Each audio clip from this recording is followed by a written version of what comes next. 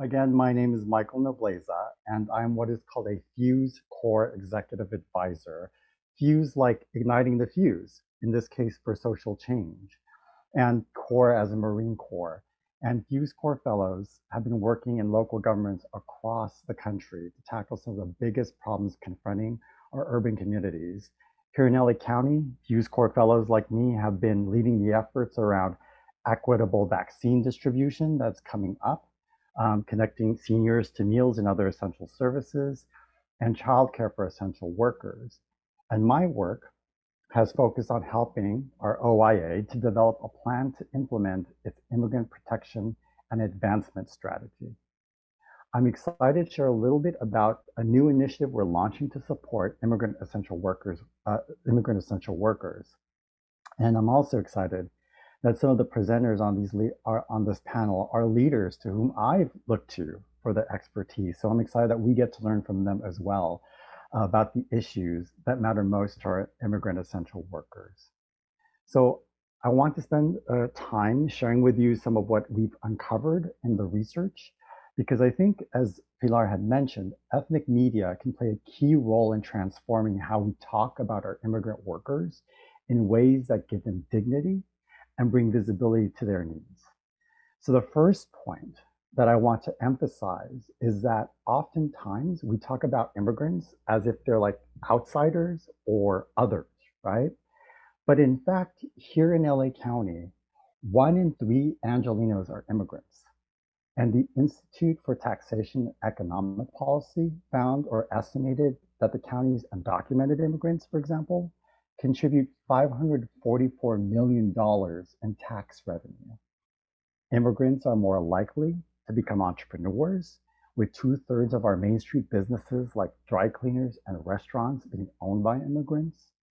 And of course, the topic of this conversation, immigrants make up anywhere between 40 and 60% of our essential workforce. There are janitors, our restaurant workers, our food delivery drivers, our warehouse workers, and of course, our healthcare workers. Immigrants are on the front line of the pandemic, going out to put themselves at risk of COVID-19 so that we might be able to stay home safe. And yet, the impact of the pandemic disproportionately impacts our immigrant essential workers. Health-wise, our immigrant essential workers work in conditions oftentimes where they're unable to maintain physical distance. Many workplaces and forms of work make using personal protective equipment difficult. Then these same workers go back to some of the most crowded neighborhoods of the county where they're intermingling with other workers who've also been at high risk of exposure. And these neighborhoods also tend to be places that are next to industrial plants and freeways, and thereby they're also subject to unhealthy conditions that make them more susceptible and to have pre-existing conditions.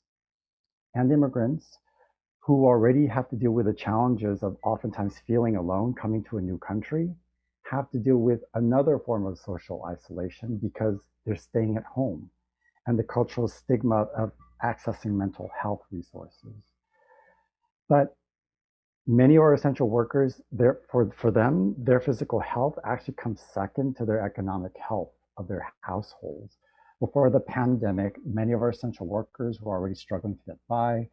The current public health crisis has already laid bare just how bad things are for immigrant workers.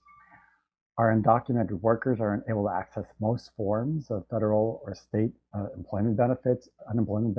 And as you may know, the CARES Act was written in such a way that anyone who didn't have a social security number or anyone who lived with someone in that situation wasn't able to access emergency economic assistance. Here in LA County, according to the USC Equity Research Institute, there are an estimated 2 million people who live in mixed status families, including 886,000 undocumented immigrants who did not receive CARES Act funding. So to put another way, 1,125,000 US citizens and green card holders who would have been entitled had they applied for on their own did not get access to those CARES Act monies. And even worse, the economic pain caused by this pandemic is not felt equally among immigrants. Immigrant women are significantly represented in essential industries like sanitation and caregiving. And the result has been what economists call a she-cession, not a recession, a she-cession. Women make up 55% of the jobs lost at the beginning of the pandemic, and women of color, especially immigrants, have been disproportionately impacted. For example, Latina workers have unemployment rates as high as 20%. The OIA has been leading the charge in applying the immigrant lens to how the county responds to the challenges our immigrant essential workers confront. Earlier this year, the OIA hosted a DACA summit moderated by Univision LA's Leon Krause, in which 300 leaders and frontline educators and service providers, including nonprofits, advocacy groups, explored how to keep the American dream alive for our DACA recipients. And in the past few months, the OIA has hosted webinars to address some of the most pressing issues confronting our immigrant essential workers, including how to vote safely through vote by mail in the last election, know your workers' rights, focus on maintaining a workplace safe and free of COVID, and housing security, eviction defense, and foreclosure prevention. And the OIA is now building on this momentum with our LA Immigrant Essential Workers Initiative, focused on protecting the well-being and health of our immigrant essential workers. The initiative will focus on raising awareness about some of these issues that we're talking about today. So we invite you to help us lift up those issues. In mid-February, the OIA will host a 2-day summit focused on our most vulnerable immigrant worker groups, including day laborers, domestic workers, and DACA recipients entering the workforce. And we'll be proposing board actions and other forms of legislative interventions to help address some of the gaps that federal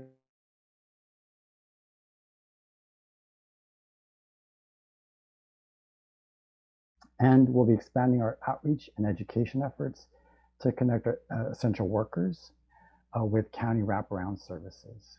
And I should note, by way of kind of pointing to a research on our own, that the OIA, with the support of US Digital Response, has developed a searchable map of organizations and services available to immigrants. You can find this resource at bit.ly/LACO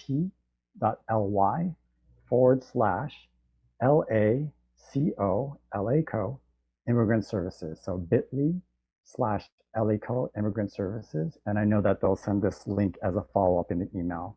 So I'll pause here. I know I threw a lot at you, but I do hope that you all will do what you can to give voice to our immigrant essential workers.